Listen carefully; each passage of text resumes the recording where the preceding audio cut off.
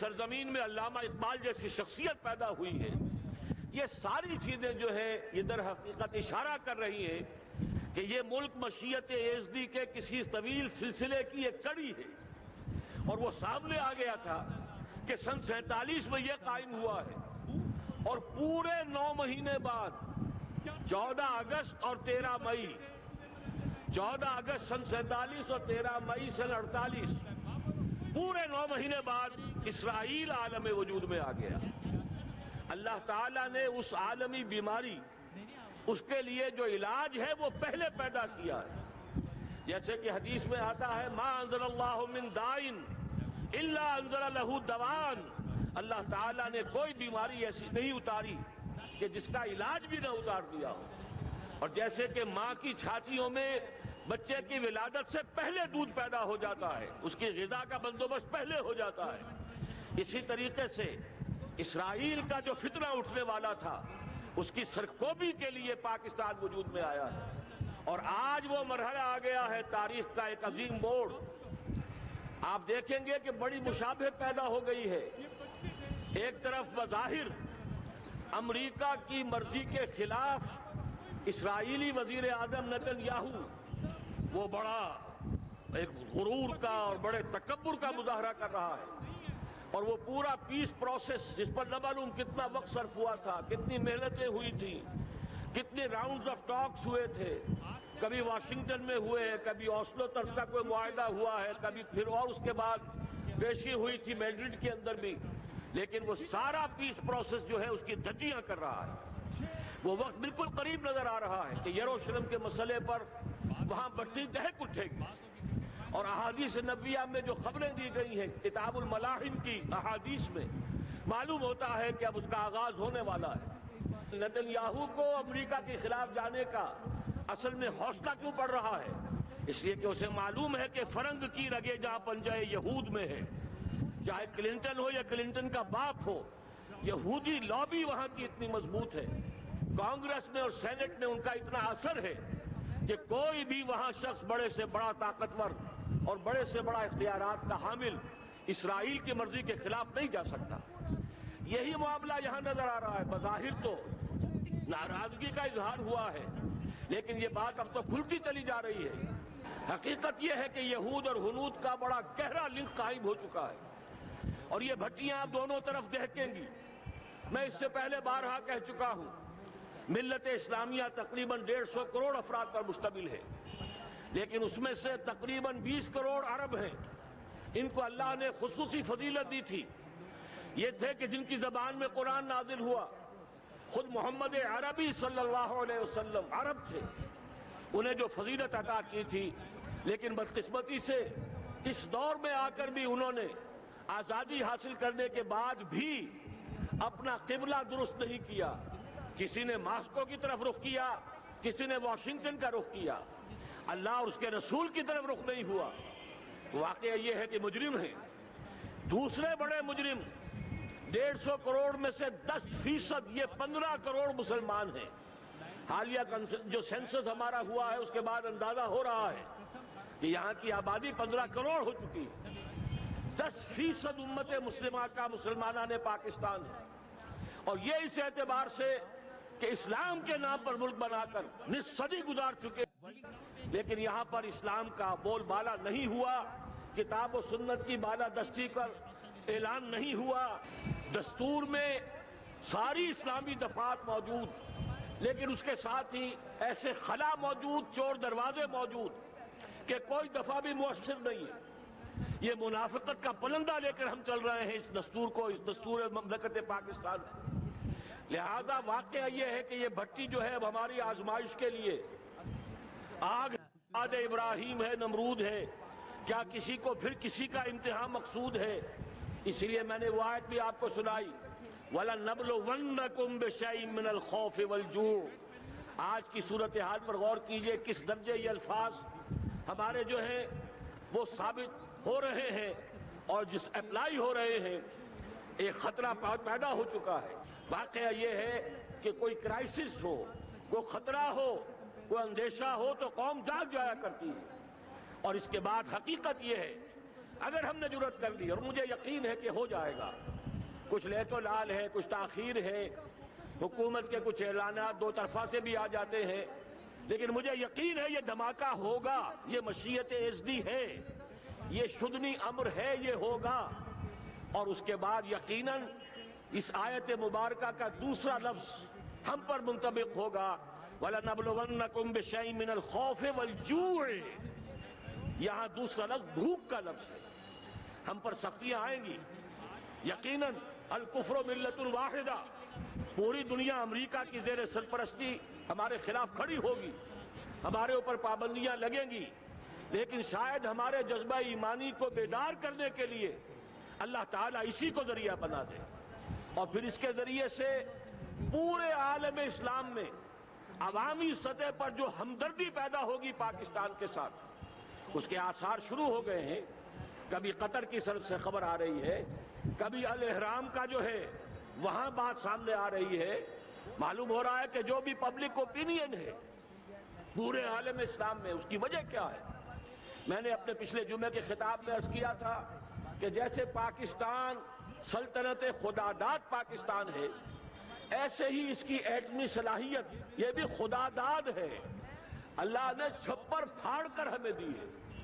ایسا نہیں تھا کہ ہم نے لیبارٹریاں بنائی ہوں، ہمارے سینکڑوں اور ہزاروں سائنسدان ریسرچ میں لگے ہوئے ہوں، نہیں، اچانک اللہ تعالیٰ کی طرف سے ہمیں ایک نعمت غیر مترقبہ عطا ہو گئی ڈاکٹر عبدالقدیر کی شکل میں۔ پھر نہ معلوم کس کس ذریعے سے اس پروگرام کو آگے بڑھانے کے لیے جن پرزوں کی ضرورت تھی، کس کس ذریعے سے وہ پرزے یہاں پہنچے ہیں، یہ بھی خالص خداداد صلاحیت ہے، اور اس کو سمجھ لینا چاہیے کہ یہ ہمارے لیے ایک فرض کفایہ کے درجے میں ہے پوری امت مسلمہ کی طرف سے۔ اس کی وجہ کیا ہے؟ پورے عالم اسلام میں کہیں اور یہ صلاحیت موجود نہیں۔ کچھ ایٹمی دانت نکلنے کا امکان پیدا ہوا تھا عراق میں، آپ کو معلوم ہے کئی سال پہلے اسرائیل کے جیٹس آئے اور اس کی ایٹمی تنصیبات کو تہس نہس کر کے چلے گئے۔ اس کے بعد جو کچھ ہوا ہے خلیج کی جنگ میں، اس کا اگلا پچھلا کھایا پیا سارا اگلوا دیا، اور اس کے لیے جو پابندیاں ہیں شدید سے شدید تر ابھی تک چلی آ رہی ہیں۔ تو اچھی طرح سمجھ لیجئے کہ پورے عالم اسلام میں صرف ایک پاکستان، پوری دنیا میں صرف ایک ملک ہے جو اسلام کے نام پر بنا، پورے عالم اسلام میں صرف ایک ملک ہے جس کے پاس ایٹمی استعداد ہے۔ ان دونوں چیزوں کو سامنے رکھیے تو پھر مشیت ایزدی میں مختلف چیزیں جو اللہ تعالیٰ کی اس تدبیر کے اندر موجود ہیں، اس کی کچھ نہ کچھ کڑیاں جو ہے ملتی نظر آتی ہیں۔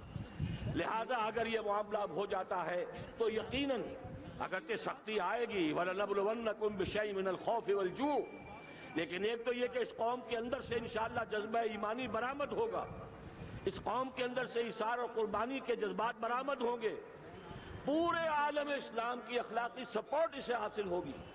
اور میں یہ سمجھتا ہوں کہ جیسے نوائے وقت نے بھی بہت اچھا کیا، کل یا پرسوں کے اپنے جو سر وقت پر وہ احادیث شائع کر دی ہیں، جن میں سے دوسری حدیث بڑی معنی خیز ہے۔ حضور نے فرمایا اصابتان احرزہم اللہ من النار، دو لشکر ایسے ہیں کہ جن کو اللہ تعالیٰ نے جہنم کی آگ سے چھٹکارے کا پروانہ دے دیا، وہ لشکر جو ہیں وہ جہنم کی آگ سے چھٹکارا پا گئے، احرزہم اللہ من النار۔ وہ دونوں لشکر کون سے ہوں گے؟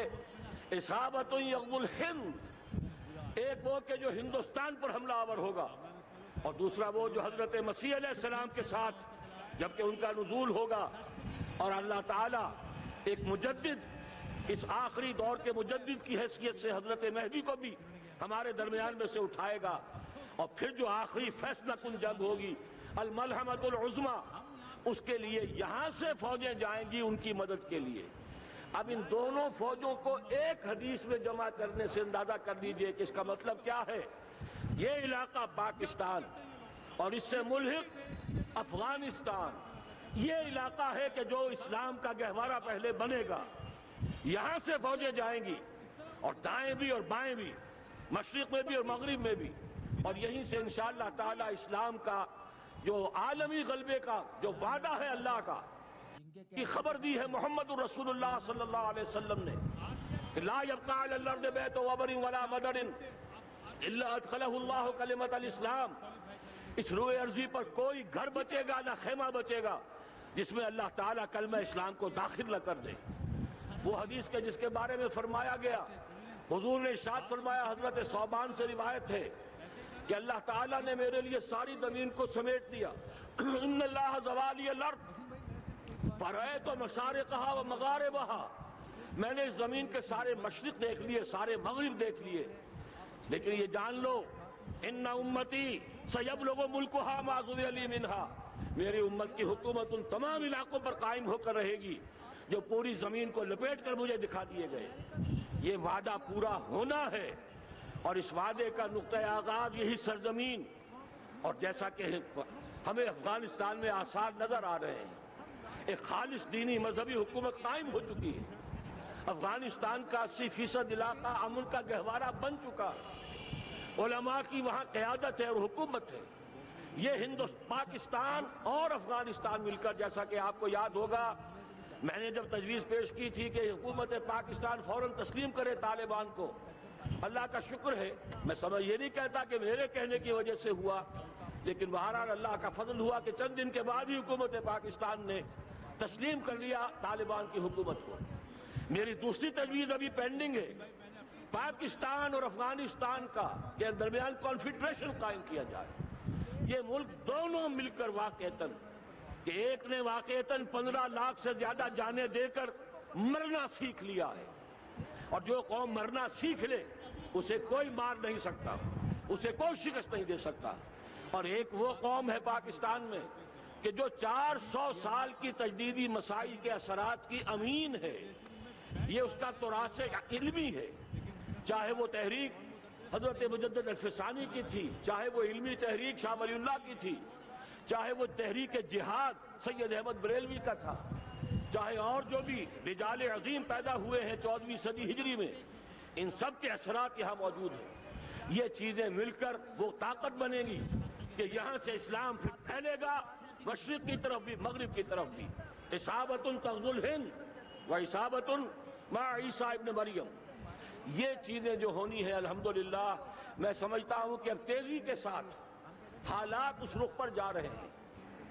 کہیں فرمایا ان ینصرکم اللہ فلا غالب لکم، اگر اللہ تمہاری مدد کرے تو کوئی تم پر غالب نہیں آ سکتا. وَإِن يَخْذُلْكُمْ، اور اگر خدا نہ خواستہ اللہ تعالیٰ ہی اپنی مدد تم سے کھینچ لے، واپس لے لے، سلب کر لے، ان یخذلکم، تمہیں چھوڑ دے، فمن ذا الذی ینصرکم من بعد، تو پھر کون ہے جو تمہاری مدد کر سکے گا. اس مرحلے پر سیاسی جماعتیں اپنے جو ان کا مزاج ہے اس کے مطابق چاہتی ہیں کہ کیپٹلائز کریں، پولیٹیکل مفادات حاصل کریں. بہرحال میرے نزدیک ایک کنسنسس ہونا چاہیے، ایک نقطے کا دھماکہ ہونا چاہیے. اور نمبر 2، اللہ اور اس کے رسول کے ساتھ صلح اور اللہ کی مدد کی ضمانت حاصل کرنے کے لیے کتاب و سنت کی ٹوٹل بالادستی. پورے دستور پاکستان میں کوئی شے اس کے منافی ہو اس کو نکال کر باہر کر دیا جائے، نفاق سے پاک کر دیا جائے. جیسے دعا ہے اللہم ربنا طہر قلوبنا من النفاق، اسی طرح دعا مانگیے کہ اللہ ہمارے ملک کے دستور کو نفاق سے پاک کر دے. اور وہ ساری ترامیم جن کا کہ ہم نے ایک مہم بھی چلائی تھی، وہ ترامیم جس کا تقریباً وعدہ کیا تھا نواز شریف صاحب نے، جس کے لیے 2 مرتبہ ایک محفل میں کہا تھا راجہ ظفر الحق صاحب سے کہ راجہ صاحب پھر تیاری کیجئے اور دستور کی ترمیم کا بل تیار کیجئے. لیکن یہ کہ معلوم ہوتا ہے کوئی بڑا ہاتھ ایسا تھا جس نے روک دیا ہے. یہی ہاتھ ہے جو آج ہمیں ایٹمی دھماکہ کرنے سے روک رہا ہے. ہمیں چاہیے کہ یہ دونوں دھماکے بیک وقت کریں، اور ان دونوں دھماکوں کے بعد پھر چاہے دنیا کی کوئی طاقت ہماری دشمن بن جائے، ہمارے لیے اللہ تعالیٰ کی مدد و نصرت ہوگی. وَلَنَبْلُوَنَّكُمْ بِشَيْءٍ مِّنَ الْخَوْفِ وَالْجُوعِ وَنَقْصٍ مِّنَ الْأَمْوَالِ وَالْأَنفُسِ وَالثَّمَرَاتِ وَبَشِّرِ الصَّابِرِينَ الَّذِينَ إِذَا أَصَابَتْهُم مُّصِيبَةٌ قَالُوا إِنَّا لِلَّهِ وَإِنَّا إِلَيْهِ رَاجِعُونَ. تو قوم انشاءاللہ تعالی، میں یہ سوچا کرتا تھا قوم مردہ ہے، بے حس ہو چکی ہے، دین سے عام طور پر بیزاری پیدا ہوتی جا رہی ہے. جو ہمارے دینی قیادت ہے اس سے بھی لوگوں کے اندر مایوسی پیدا ہو رہی ہے. کیسے ہوگا؟ میں نے بارہا کہا جب میں یہ شواہد دیکھتا ہوں جو حدیث میں ہے، جس کی خبریں دی گئی ہیں، 400 سال کی تاریخ دیکھتا ہوں، تو مجھے پاکستان کا مستقبل بہت شاندار نظر آتا ہے۔ یہ تو مشیت ایزدی میں کسی بہت اہم رول کو پلے کرنے کے لیے قائم ہوا ہے۔ جب میں زمینی حالات کو دیکھتا ہوں تو مایوسی ہوتی ہے، لیکن میں یہ سمجھتا ہوں کہ وہ وقت آ گیا ہے کہ جس میں یہ قوم جھنجھوڑی جائے۔ ایک دفعہ کا یہ جھنجھوڑا جانا انشاءاللہ تعالی ہمارے بہت سے دل اندر دور کر دے گا۔ آخر چینی کیا تھے؟ ایک 10 صدی پہلے کے چینی افریقی قوم آج کہاں سے کہاں پہنچ گئی ہے۔ ہمارے اندر بھی چاہے یہ کہ اوپر راکھ ہے، اندر چنگاریاں ہیں، ان چنگاریوں کے بھڑکنے کا وقت آ گیا ہے، اور انشاءاللہ العزیز اسی ایٹمی دھماکے سے اس پورے عمل کا جو ہے آغاز ہو جائے گا، جس سے یہ سرزمین پاکستان اسلام کا گہوارہ بنے، اور پھر یہاں سے پوری دنیا میں اسلام کے غلبے کی جد و جہد کا آغاز کیا جائے۔ بس میں اسی پر اتفاق کر رہا ہوں۔ اللہ تعالیٰ سے دعا کرتا ہوں کہ وہ ہمارے حکمرانوں کو، اگر تو کوئی تاخیر ہو رہی ہے انتظامی امور کی وجہ سے، کوئی بات نہیں، بہرحال معاملہ اچانک ہو گیا ہے، لیکن مجھے توقع ہے کہ انشاءاللہ وہ دھماکہ ہوگا اور جلد ہوگا۔ اگر کوئی تذبذب ہے تو ہم اللہ تعالیٰ سے دعا کریں گے وہ نواز شریف صاحب کے دل کو پھیر دے اور اس کے اندر استقامت پیدا کر دے، اور دوسرے یہاں کی سیاسی جماعتوں کو بھی یہ توفیق دے کہ کوئی اور سیاسی مسئلہ اس وقت نہ اٹھائیں، اور جو بھی یہاں پہ مذہبی اور دینی عناصر ہیں انہیں اللہ توفیق دے کہ وہ اس دھماکے کا مطالبہ کرنے کے ساتھ ساتھ، بلکہ میں یہ سمجھتا ہوں کہ اس سے بھی زیادہ زوردار انداز میں دستور پاکستان سے منافقت کے خاتمے اور کتاب و سنت کو سپریم لا قرار دینے کی ترمیم جو ہے اس کا دھماکہ بھی کیا جائے۔ اللہ تعالیٰ ہمیں اس کی توفیق عطا فرمائے۔ اقول قولی ھذا واستغفر اللہ لی ولکم ولسائر المسلمین والمسلمات۔